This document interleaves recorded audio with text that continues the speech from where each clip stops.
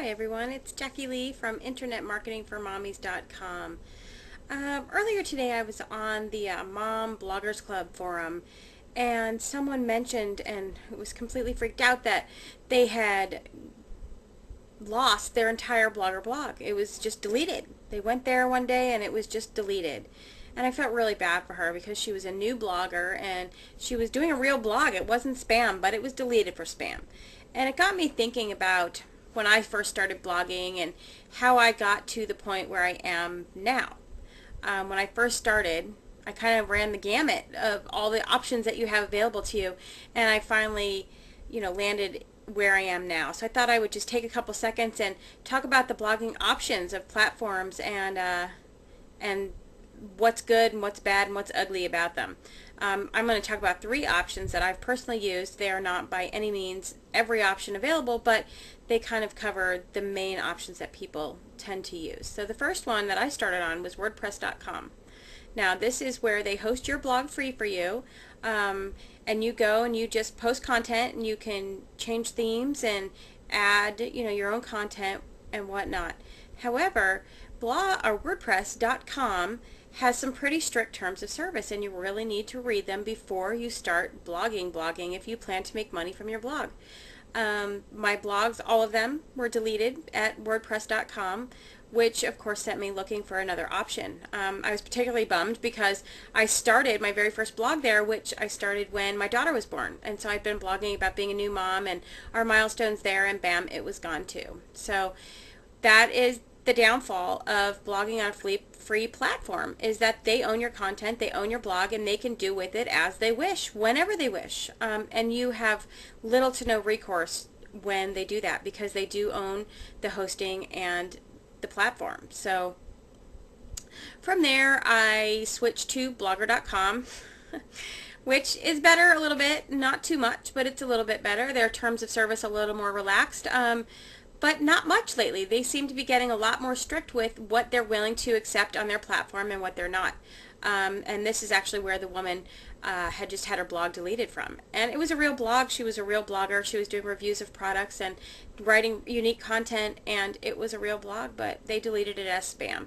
So while they're a little bit more lenient than WordPress.com is, you still need to read the terms of service, and you need to understand that they own your site, they own your content, they own everything about it. And if at one point in time they decide to come in and delete it, they most certainly can. And there's, again, little to no recourse if they decide to do that. And if they decide not to reinstate your blog, well, that's their prerogative, because it's their site. I've also had blogs deleted off of Blogger as well. So it happens, and it's happening more and more frequently. I'm hearing a lot more about Blogger being a little more strict about what they're willing to have on their site.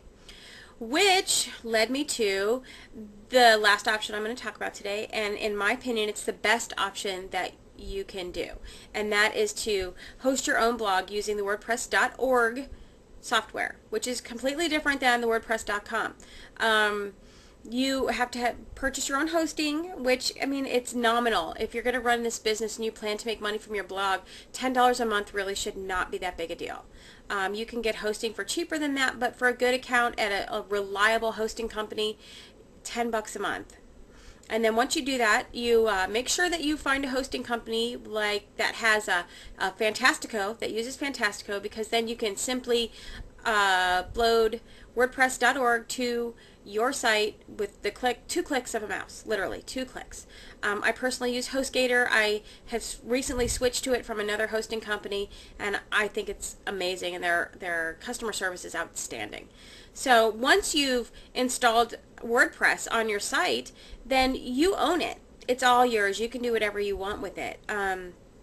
There's no one to tell you what kind of content you can use. There's no one to delete your site. You can do whatever you want with it.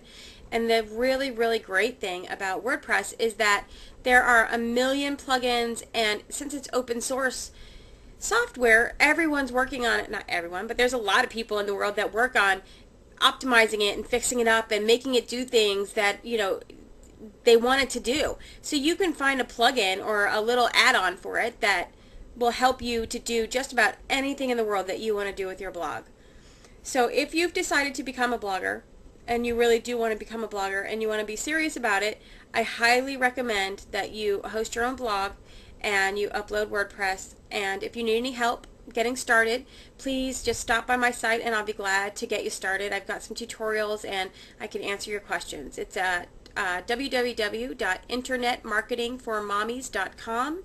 If you click the articles link in the navigational bar, you will see a listing of a bunch of the posts that I've done in chronological order, since blogs do last first and I wanted the first last. So you'll see a list of posts that I've written already about setting up a blog, and there's tons of information there, and you're welcome to ask questions in the comments section and I will get back to you as soon as I can. So good luck with your blog, have fun, but if you're going to use it to make money, you really need to treat it like a business, and that means hosting it yourself and using WordPress software. Okay, well that's it for me. Have a fantastic day and I will talk to you soon.